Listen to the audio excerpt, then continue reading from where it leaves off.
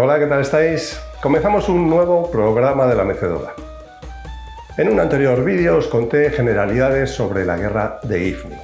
Son tantas las cosas que contar sobre aquello. Lo primero que tenemos que tener en cuenta es que aquella guerra la ganamos. El hecho de que años más tarde, el 30 de junio de 1969, se arriara la bandera española y se entregara a Marruecos, no nos debe llevar al engaño de pensar que la denominada Guerra de Ifni entre noviembre de 1957 y febrero de 1958 fuera una derrota. Todo lo contrario.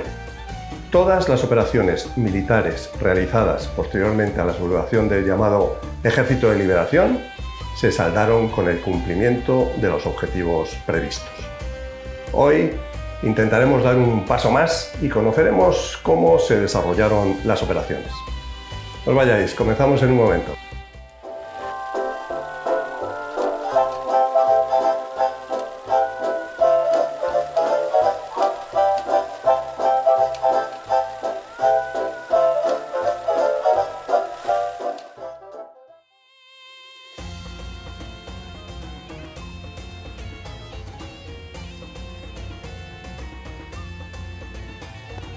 Ifni, terreno montañoso, abrupto y duro, barrancos, gargantas y cauces que dificultan cualquier progresión, escasas pistas y caminos con pronunciadas pendientes, un lugar perfecto para la emboscada y el combate guerrillero de hostigamiento.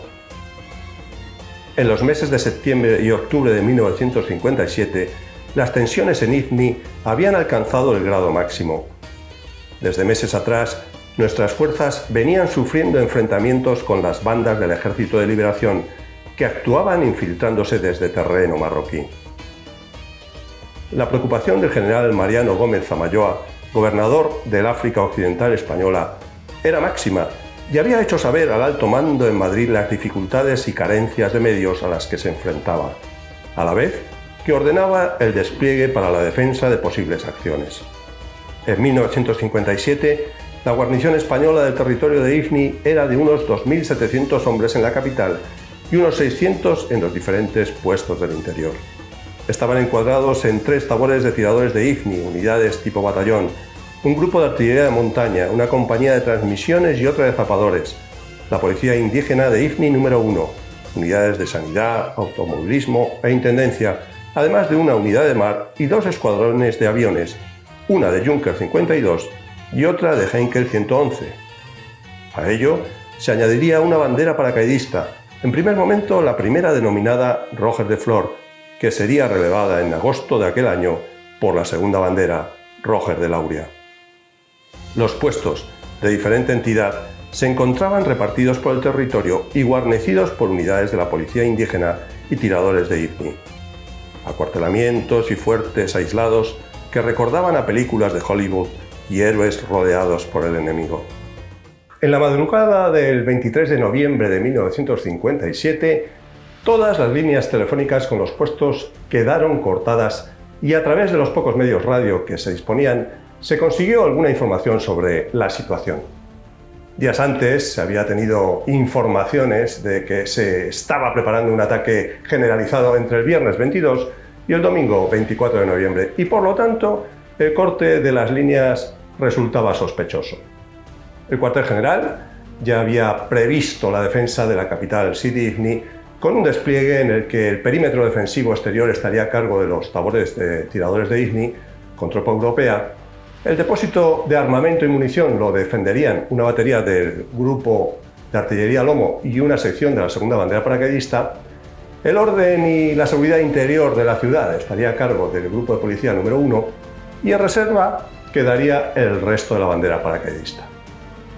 En los puestos del interior se habían reforzado las defensas con fuerzas de tiradores de Ifni de diferente entidad. Sobre las 5:30 de la madrugada del 23 de noviembre, el enemigo infiltrado entre las líneas españolas atacaba el depósito de municiones de la capital, Sidi Ifni, donde los artilleros que lo custodiaban junto a una sección paracaidista que lo reforzaba, consiguieron rechazar el ataque causando varias bajas al enemigo y cayendo mortalmente herido el caballero legionario paracaidista José Torres Martínez, que sería la primera baja paracaidista en combate. Mientras, comenzaban a llegar noticias de los puestos del interior con el miedo de que se produjera un nuevo anual. Caían Tamucha, Tabelkut, Bifurna, Haminduch, todos ellos combatiendo con el enemigo, siendo sus defensores muertos o hechos prisioneros. Respecto al resto de posiciones, el Zoco el Arba del Mesti estaba siendo atacado por fuerzas superiores y la situación era muy comprometida. En Telata, al sur, un nudo de comunicaciones básico situado en una hondonada rodeado de posiciones que permitían que fuera batido, la situación era mucho peor, ya que el asalto, en el que se llegó al cuerpo a cuerpo, había ocasionado heridos graves que necesitaban atención médica urgente y evacuación inmediata. Tiuxa, Teninda Mellú y Tiluín habían conseguido rechazar inicialmente al enemigo y conseguían resistir aunque quedaban cercadas. El alto mando iniciaba las acciones para contener la avalancha. Conforme pasaban las horas, la situación de los puestos se complicaba. Las fuerzas disponibles en la capital no permitían la salida en fuerza para ayudarlos. Nada se podía hacer hasta la llegada de refuerzos. Pese a ello, el general Zamayoa, dada la situación crítica en Telata, toma la decisión de que será el único puesto al que se intentará hacer llegar una ambulancia con personal médico. Una sección de la segunda bandera paracaidista al mando del teniente Ortiz de Zárate, reforzada con un pelotón de ametralladoras, un equipo de morteros de 50 milímetros, un equipo de transmisiones y 3 camiones de la unidad de automovilismo, sería la encargada de socorrer el puesto y evacuar a los heridos.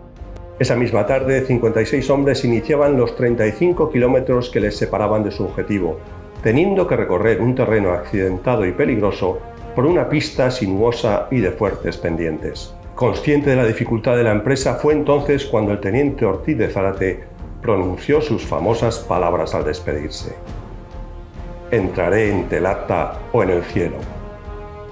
Los primeros kilómetros se realizaron sin problemas. Tras avanzar unos 25 por una pista en estado lamentable y viendo que la noche se echaba encima, se procedió a bivaquear temiendo una emboscada. A las 7 de la mañana del día 24 se reemprendió la marcha. Sobre las 9 se encontraron las primeras piedras que cortaban el camino, teniendo que parar a despejar la pista. Sobre las 10, el coche de mando sufrió una avería y la sección tuvo que detenerse de nuevo para repararlo. Fue entonces cuando apareció un indígena que les informó de la situación en Telata y de que se estaba preparando una emboscada en las inmediaciones contra ellos. Hay versiones contradictorias sobre este informador. Una de ellas señala que era un moro leal a España y que cumplió la orden dada por el teniente Cuevas, jefe del puesto de Telata, al que iban a liberar. Al llegar a la altura del vértice Tincrá, la sección fue atacada por armas automáticas y fusiles desde unas cotas dominantes. El teniente Ortiz de Zárate ordenaba ocupar en fuerza la loma más cercana y desde allí repeler la agresión, produciéndose los primeros fallecidos en la unidad, un cabo primero y 2 paracaidistas. Una vez ocupada la cota, la sección se establecía defensivamente y durante todo el día 25 se trabajaría para mejorar la defensa. La sección de Ortiz de Zárate se encontraba aislada, rodeada y sin enlace, recibiendo el hostigamiento del enemigo desde lugares difíciles de detectar debido a la orografía. En la madrugada del día 25 de noviembre, la posición se vio nuevamente atacada en fuerza. La unidad conseguía rechazar de nuevo al enemigo, pero el precio era elevado. El teniente Ortiz de Zárate caía en combate junto a otros de sus hombres. Sería el sargento Juan Moncada quien asumiría el mando y mantendría la cohesión de la unidad, auxiliado por sus subordinados. El enemigo, que había sufrido numerosas bajas, se limitaría a partir de entonces a fijar a los paracaidistas, que verían cómo iban pasando los días. Los intentos de lanzarles suministros por aire serían infructuosos al caer lejos de sus posiciones y no poder recogerlos. La munición escaseaba. Los soldados saciaban el hambre con hojas y hierbas. Sin agua y teniendo que beber sus propios orines, se despertaban los fantasmas de Anual. Pasarían en esa situación una semana. Su historia terminaría el día 2 de diciembre. Mientras tanto, a Sidi Ifni llegaban las primeras fuerzas de apoyo. El día 23, vía aérea, la sexta bandera de la Legión desde Layún. El 27, mediante un puente aéreo desde Getafe, se trasladaba la primera bandera paracaidista. Entre los días 29 y 30, 2 compañías de infantería del batallón de Fuerteventura, así como los batallones expedicionarios de los regimientos Soria 9, Pavía 19 y Cádiz 41, más un grupo de artillería y una compañía de ametralladoras de infantería de marina. Se confirmaba que entre los días 24 y 25 habían caído todos los puestos excepto Tiuxa, Tenín, Mesti, Telata y Tiluín, que pese a las bajas y al constante hostigamiento enemigo, conseguían mantenerse a la espera de refuerzos. La situación más comprometida era la del puesto de Tiluín, en el extremo sur del territorio, a unos 60 kilómetros de la capital, dada su proximidad a la frontera de Marruecos y a Goulimín, sede del cuartel general del Ejército de Liberación. Esto hacía que los ataques no tuvieran tregua. La defensa la realizaba una sección de la policía indígena al mando del teniente Pradillo, reforzada con una de tiradores de IFNI al mando del teniente Alvar. En total, unos 60 hombres, además de 5 civiles, 2 mujeres y 3 hombres. Los atacantes consiguieron en algunos momentos penetrar en el recinto del fuerte, pero fueron rechazados una y otra vez por los defensores. Tras 5 largos días cercados, la situación era insostenible. El 29 de noviembre se iniciaba la Operación Pañuelo, denominada así por el pequeño espacio de terreno en el que debía desarrollarse. El objetivo era auxiliar al puesto de Tiluín. Se realizaría un lanzamiento paracaidista con el propósito de reforzar la defensa y posteriormente enlazar con las columnas que se enviarían por tierra. Se ordenó la misión a la 7ª compañía de la 2ª bandera paracaidista, a las órdenes del capitán Sánchez Duque. Eran las 11:10 cuando los viejos aparatos enfilaban la pista del aeródromo de Sidi Ifni. El tiempo de vuelo hasta el objetivo serían de unos 23 minutos. El viento en la zona se esperaba en calma y todos esperaban preparados para hacer historia. Tras varias pasadas del Heinkel 111, ametrallando las posiciones enemigas, sobre las 11:30, 5 Junker hicieron su trabajo. 75 hombres, 15 en cada avión. Las campanas blancas comenzaban a abrirse en el cielo con una altura mínima de 200 metros, mientras los defensores de Tiluín veían llegar su salvación. Todas las patrullas cayeron en la zona prevista, menos la del capitán jefe, que fue lanzada a unos 2 kilómetros del puesto. Esta contingencia favoreció la descoordinación del enemigo que, desconcertado, comenzó a huir creyendo que iba a ser rodeado. Tras la incorporación de los paracaidistas al fuerte, el capitán Sánchez Duque se hizo cargo del mando de toda la guarnición, la sección de policía, la de tiradores y las 2 de paracaidistas. A partir de ese momento, se reforzaría la defensa y durante los días 29, 30, 1 y 2 se esperaría la llegada del escalón terrestre.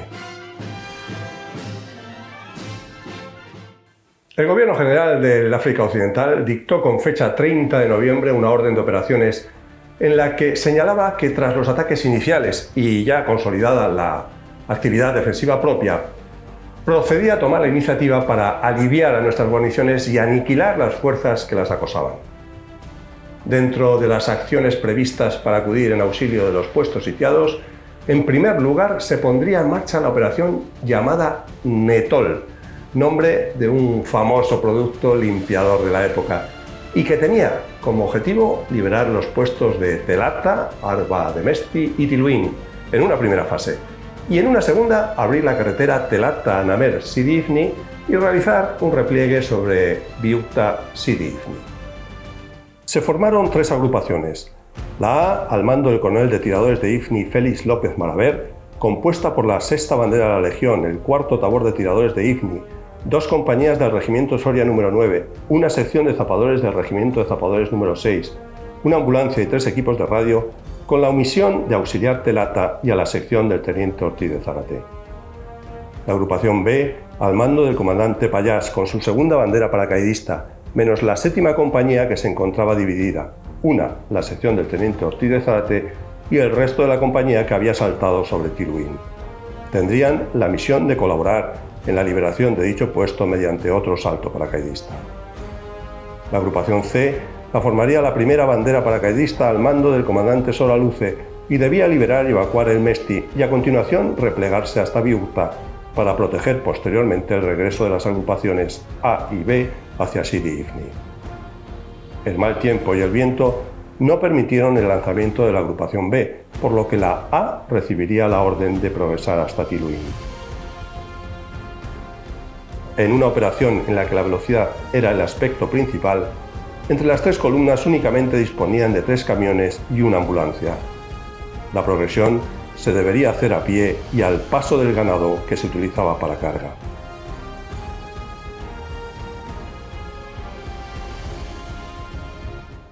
La progresión era muy lenta debido a lo abrupto del terreno, ya que se tenían que ocupar todas las alturas de una en una.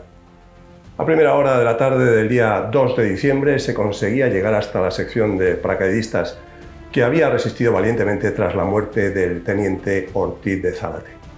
A este y al sargento Moncada, que había tomado el mando, se les concedería la medalla militar individual y a la tercera sección de la 7ª compañía la colectiva.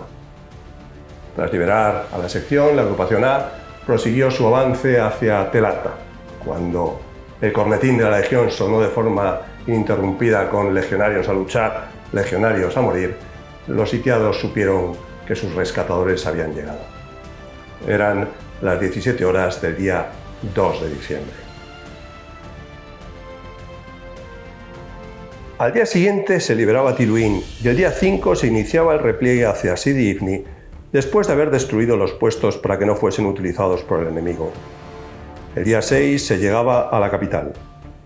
Simultáneamente con el inicio del movimiento de la agrupación A, la agrupación C también iniciaba su progresión para ocupar el nudo de Biucta, un cruce de caminos que controlaba el paso de las columnas y cuyo control resultaba necesario para evitar que fueran atacadas en el regreso.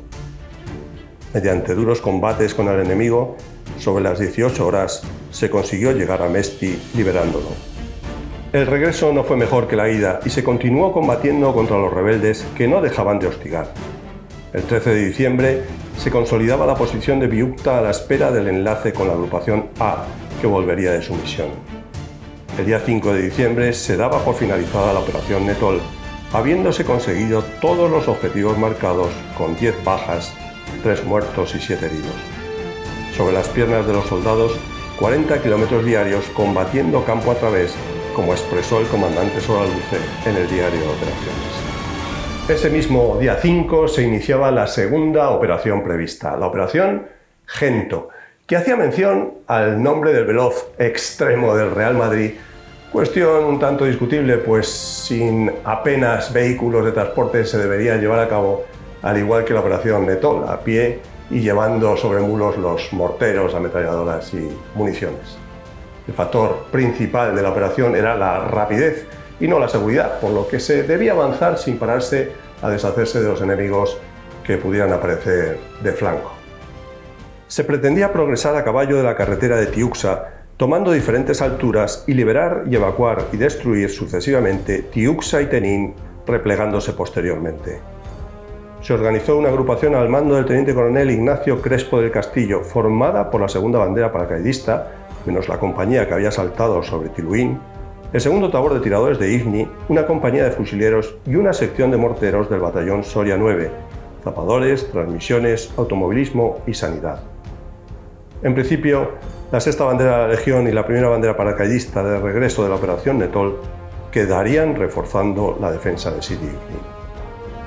Al amanecer del día 5, el cielo estaba totalmente cubierto y las nubes habían descargado un gran aguacero sobre Ifni. A las 7:30, la agrupación se ponía en movimiento ya con buen tiempo.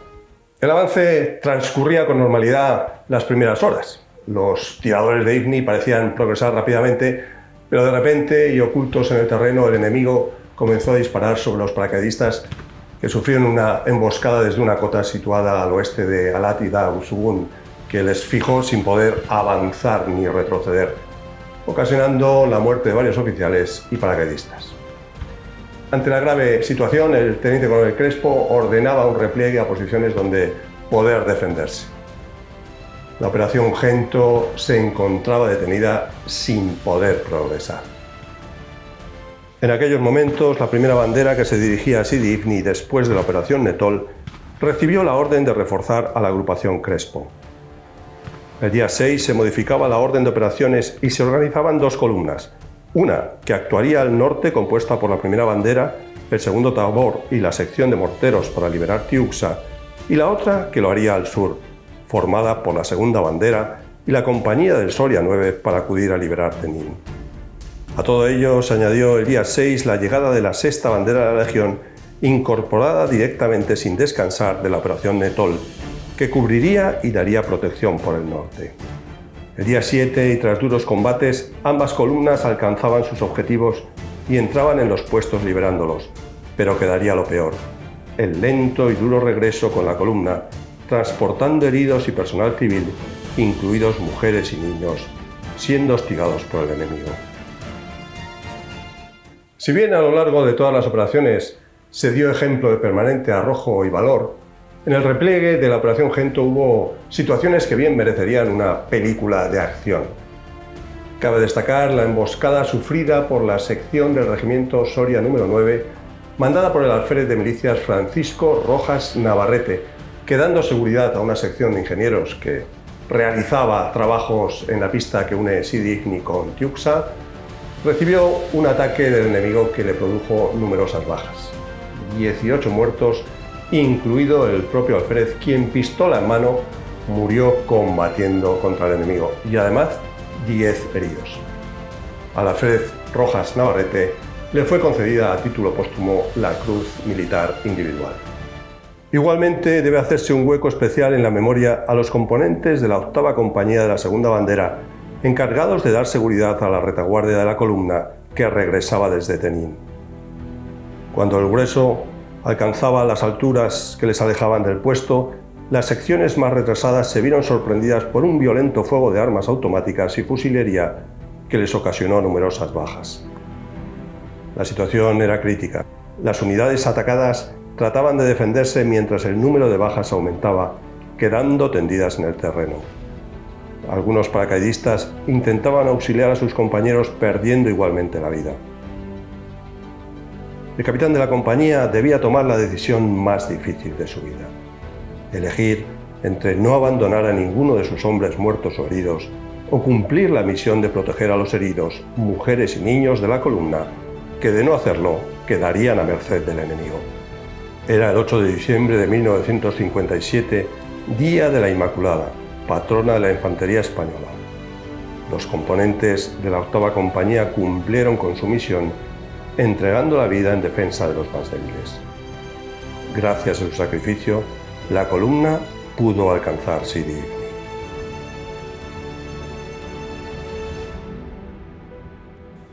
Mención especial merece hacer una llamada a nuestro Ejército del Aire, que con sus aviones Junker y Heinkel apoyaron permanentemente a nuestras tropas en acciones de transporte, bombardeo o ametrallamiento, así también con participación de sus tropas paracaidistas. Todos ellos merecerían, sin duda, un programa aparte. Igualmente hacer mención a nuestra Armada y también a la Marina Mercante, que desde un primer momento hicieron acto de presencia en la zona, apoyando con sus fuegos o transportando tropas. Terminada esta primera fase de operaciones de auxilio a los puestos y llegados más refuerzos, tendría lugar una serie de operaciones denominadas Diana, Pegaso o Siroco, encaminadas a defender y limpiar de bandas el territorio y consolidar un perímetro defensivo de unos 6 kilómetros alrededor de la capital, Sidi Ifni, que se mantendría hasta 1969. El 24 de febrero de 1958 tenía lugar el último combate en Ifni. Según el recuento de bajas del general Casas de la Vega en su libro La última guerra de África, solo en las acciones de Ifni hubo 130 muertos, 334 heridos y 94 desaparecidos desde noviembre de 1957 a febrero de 1958. 3 meses de duros combates en un terreno inhóspito para derrotar a un enemigo que recibió apoyo exterior, pero que infravaloró de lo que es capaz el soldado español, que no pudo emplear el material de ayuda americana debido a las condiciones del tratado. Cada uno de los que tomaron parte en aquella guerra, así como sus respectivas unidades, merecerían ser nombrados y que quedara constancia de su sacrificio. Por falta de tiempo resulta imposible, pero todos estarán siempre en nuestro recuerdo y este programa va dedicado a ellos, soldados de España que cumplieron su misión. Terminamos. Espero que este programa os haya resultado interesante. Nos vemos pronto. Un saludo.